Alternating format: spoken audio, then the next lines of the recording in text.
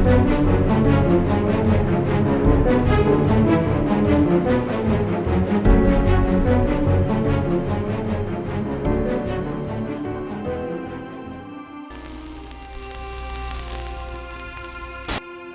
your workspace here. These are the most important 90 seconds of your lives.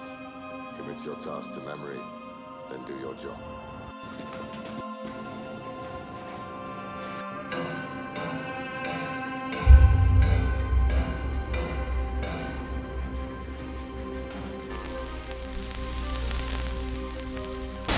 Nova Prospect'ten hepinize selamlar. Ben Nova Prospect'ten Overlord demeyi çok isterdim ama arkadaşlar ben bugün Nova Prospect'ten Overlord değilim, ben Stalker'ım. Stalker ne demek? Öncelikle ondan bahsetmek istiyorum. Stalker bu tür felaketlerin yaşanmış olduğu yerlerde buranın güvenliğini sağlayan ve burayı koruyan askerlerin kendine vermiş olduğu genel isim.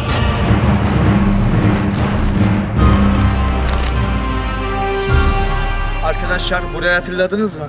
Geçen sefer Çernobil'e geldiğimizde de bu askeri araç buradaydı ve yeniden onun önündeyiz.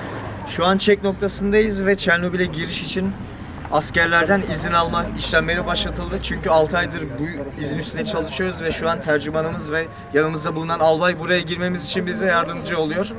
Ve şu an kamerayı kapatmamız gerek çünkü buraya doğru geliyorlar. Burada aslında çekim yapmak yasak.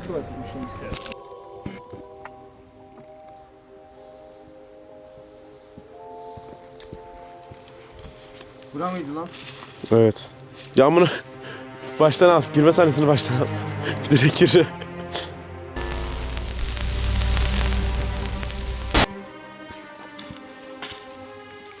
Arkadaşlar şimdi Pripyat'a yakın bir bölgede bulunan bu ufak kasabaya gelmiş bulunuyoruz ve kasabanın girişinde rehberimizin söylediğine göre eski bir sağlık ocağı var. Evet, Türkiye'deki sağlık ocakları kadar lüks değil tabi. Bundan 30 yıl, 40 yıl öncesine ait bir sağlık ocağı.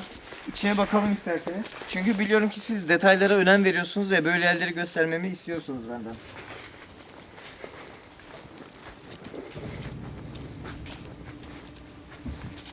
Burası tarih kokuyor resmen. Biraz da eski uçak kokuyor sanki kanka ya. Evet. Böyle pis kokuyor. Sağlık ocağının girişinde hemen eski Sovyetler Birliği döneminden kalma logosu ve sanırım dosya koymak için zarf benzeri bir şey bu, evet. Hatta burada komünist rejim döneminden kalma Lenin'in logosu var. Ne yazdığını inanın anlamıyorum, o yüzden okumayacağım. Bu arada hastalarla ilgili bilgiler var çünkü rehberimiz hastalarla ilgili bilgiler olduğunu söylemişti. Doğum tarihi yazıyor, imzaları falan var. Birçok hasta varmış burada. Bu arada pek önemli bir şey yok. Evet, sağlık ocağının sağlam versiyonu bak. Bu şekilde görünüyormuş. Değil mi? Bir tarih, bir devir yatıyor burada. Ve burada da radyasyon kendini belli ediyor.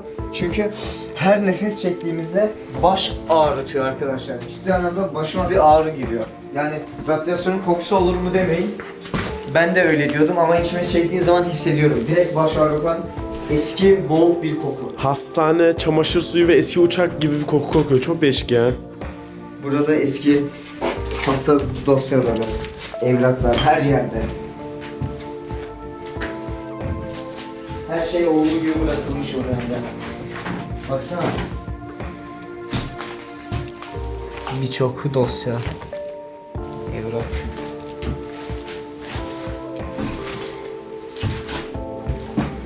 Burada arkadaşlar kendine böyle kadınlar için özel yapılmış bir masa. Pek detaya girmeyeceğim. Zaten buraya kadın bacakları koyulduğu zaman ne için kullandığını anlarsınız. Doğum için. Doğum masası. Kontrol için, kadın hastalıkları için kullanılan bir şey. Ve yine burada Çernobil faciası patlak verdikten sonra o zamandan beri dokunulmamış tüpler mevcut. Belki de ilk dokunanlardan birisi benim. İçinde hala sıvı var. Kaç yıllık arkadaşlar kim bilir. Belki de faciadan daha eskidir. Yine burada eski dosya numaraları vesaire.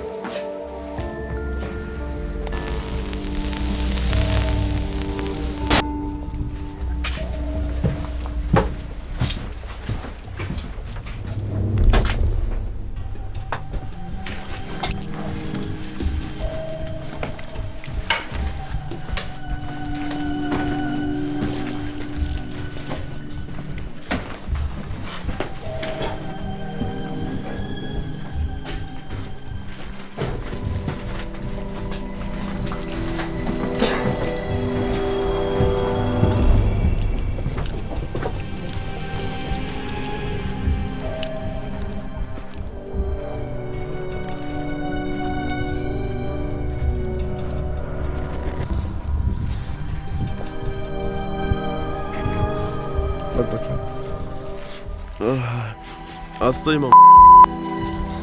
Expo, give it to me. Give it to you. Expo, give it to you. Hadi yeter.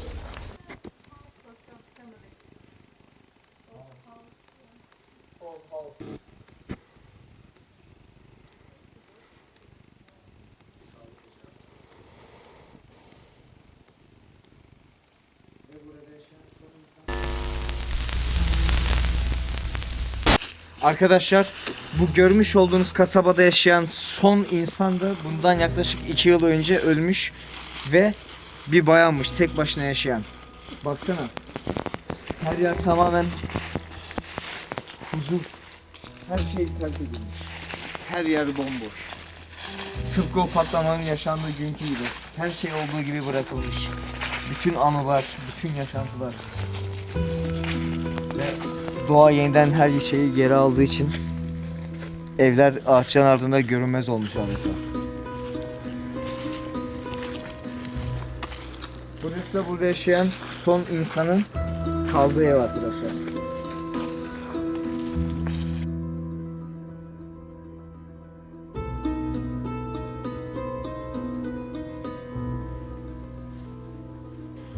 Arkadaşlar bu görmüş olduğunuz yerde o laboratuvarın devam gölü niteliğinde. Şurada zaten hala çalışmakta olan gemileri görüyorsunuz ve neden o gemilerin sağlam olduğunu size söyleyeceğim. Çok büyük bir göl.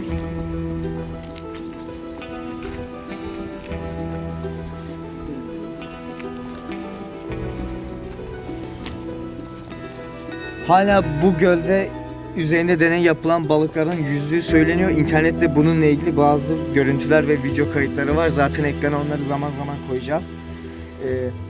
Ve şurada görmüş olduğunuz gemiler, ayrıca şurada görmüş olduğunuz bina arkadaşlar hala o laboratuvarın devam niteliğinde çalıştırıldığı söyleniyor. Çünkü karşıya geçmek kesinlikle yasak. Ve biz karşıya geçemediğimiz için oranın ne olduğunu size gösteremeyeceğiz maalesef. Fakat bu teoriyi kanıtlar nitelikte. Oraya geçmek neden yasak sizce? Bence gerçektir. Haksız mıyım? Olabilir. Hala o deneyler yapılmakta ve gölde hala o balıklar yüzmekte ya da varlık diyelim artık hepsi mutasyona uğramış çünkü. Ve DNA ile oynanmış. Kim bilir? O filmlerde gördüğümüz şeyler belki burada da yaşanan bu efsanelerden dogmadır. Haksız mıyım? Olabilir.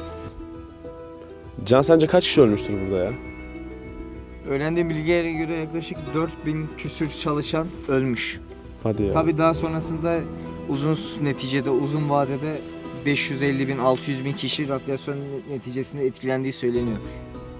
Sanırım bunun ülkemizde de örneği var değil mi? Kazım Koyuncu.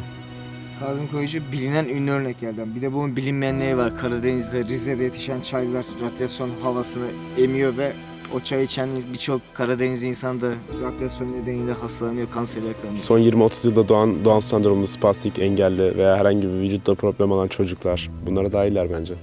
Hepsi dahil olabilir. Çünkü radyasyon bütün bunlara neden olabilecek aslında bir silah. Aynen. Atom bombasını Hiroşima'da doğan çocukları görebiliyoruz. Radyasyon yüzünden ne haldeler. Ne diyelim? Dünyanın kara bir lekesi.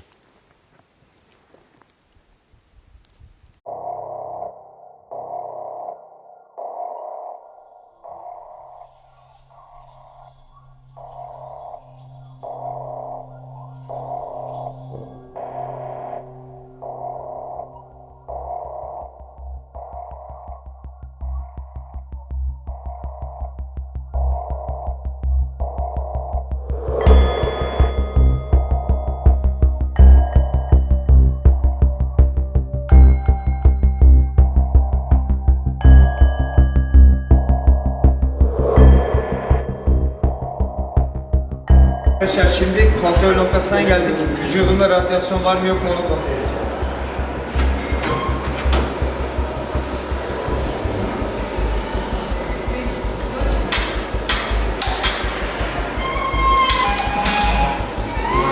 Ve böylece kanser ya da radyasyon belirtisi vücudumda katiyen yok, temiz çıktım. Arkadaşlar bu görmüş olduğunuz anıt Çernobil felaketinde yaşanan olaylardan sonra yaptırılmış. Burada ölen işçiler için. Ve ayrıca arkada görmüş olduğunuz reaktörün çatısı da sürekli reaktörün yani salınan radyasyon oranı düşürmekte. Şurada oranı görmekteyiz. Her seferinde oran daha çok düşmekte.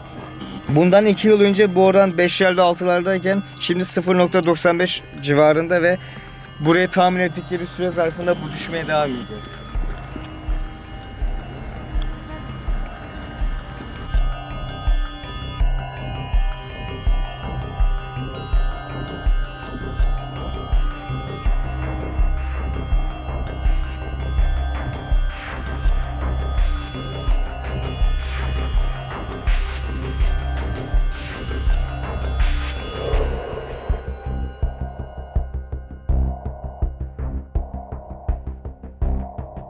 Arkadaşlar yeniden Çernobil'in terk edilmiş sokaklarına gelmiş bulunuyor.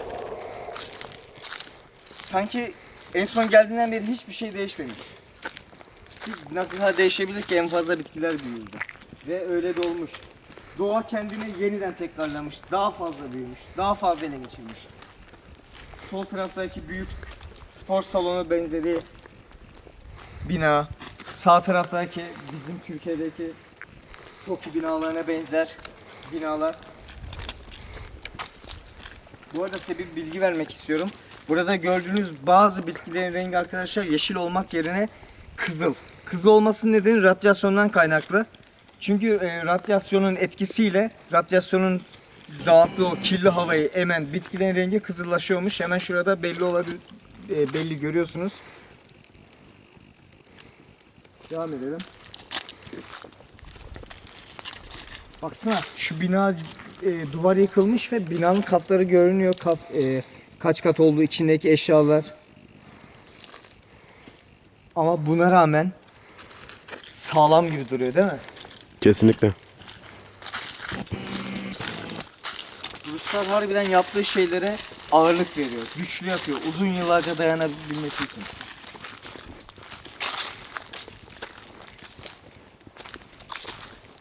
Her yer terk edilmiş. Her yer. Kocaman bir şehir. Şöyle örnek vereyim ben size. İstanbul Mecidiyeköy'ü düşünün. Mecidiyeköy büyüklüğünde bir yer terk edilmiş. İçindeki arabalarla, eşyalarla, binalarla. Bunun nedeni patlama olur olmaz insanlara demişler ki 2 hafta sonra geri geleceksiniz. Bu yüzden herkes her şeyi olduğu gibi bırakmış ve gitmiş. Ama ne yazık ki aradan yıllar da geçmesine rağmen buraya geri dönememişler.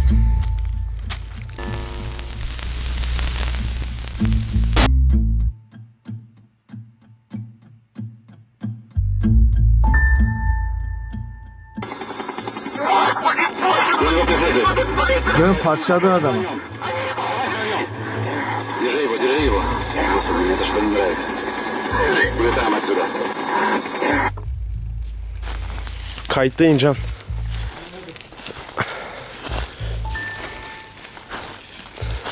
Kanka kurban olayım, biraz yavaş ol.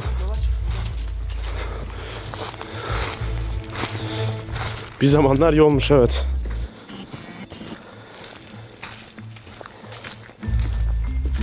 Aa, giriş var sağ tarafta. Burada da var. Buraya gidelim. Buraya yakın olalım. Askerler gelirse başımız belaya girebilir. Biliyorsun. Burada suçlu iadesi yok. Yakalanırsak Türkiye'ye yollanmayız ve cezamızı burada çekeriz.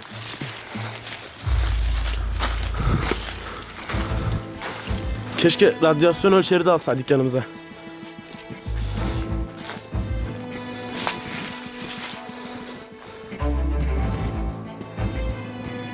Hazır mısın? Uzun süreden sonra Çernobil'de bir binaya gidiyorum. Ve sen de ilk kez. Nasıl bir duygu? Kanka ben çok heyecanlıyım. Hala inanamıyorum. Abi inanamıyorum. Başıma bir ağrı girdi, yemin ederim girer girmez.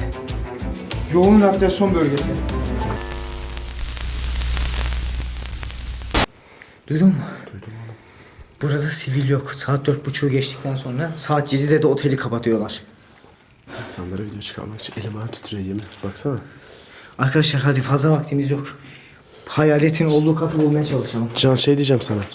Bu evler şey değil mi? Çernobil'de çalışan insanların, işçiler için yapılan ev değil mi bunlar? Evet, hadi. Hepsi onun için birbirine çok benziyor.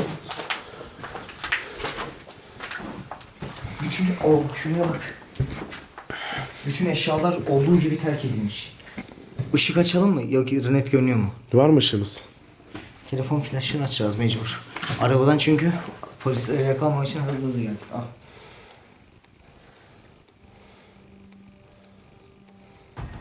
İyi mi? Yani daha iyi. Ana! Ne oldu? Yatak. Şunun radyasyonunu ölçsene be. Bekle Hangisi? dur. Yatağın.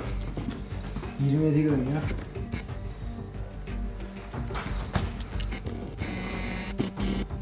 ...27 radyasyon. 26. Burada radyasyon yok. Çok az var. Var. Az var. Ama çok Var da az. az. Banyo var.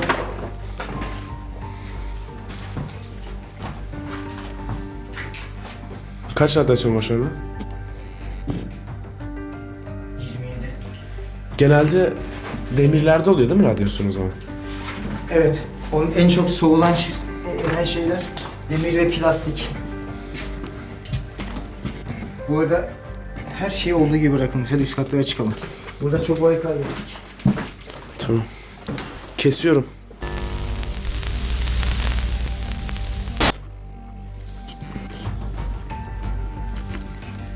Nova Prospect'ten bugünlük bu kadar arkadaşlar. Videoyu izlediğiniz için hepinize teşekkür ederiz. Bir önceki videomuzda tam 60 ila 70 bin beğeni arasında beğeni gelmişti. Bu video için de sizden 60 ila 70 bin beğeni arasında beğeni bekliyoruz. Hava gördüğünüz gibi karardı ve otele dönmemiz gerek çünkü geceleri dışarıda gezmek yasak. Fakat biz sizler için her şeyi göze aldık ve başımız inanılmaz derecede ağrıyor. Ya konuşamıyorum bile artık kelime dağarcığım tükendi çünkü basınç var beyinde. Resmen o kanser, o radyasyonu vücudumda sona kadar hissediyorum. Neyse arkadaşlar. Başka hangi ülkelere gidelim? Başka nerelere gidelim? Girmemizi istediğiniz yerler var mı? Ve gitmemizi istediğiniz ülkeler? Lütfen yorumlarda belirtmeyi unutmayın ve Instagram'dan bizi takip ederek her türlü bilgiye ulaşabilirsiniz. Kendinize iyi bakın. Nova Prospect'le kalın. Bundan sonra hepinizi stalker ilan ediyorum. Siz de artık kıyamet sonrası hayatta kalanlardansınız.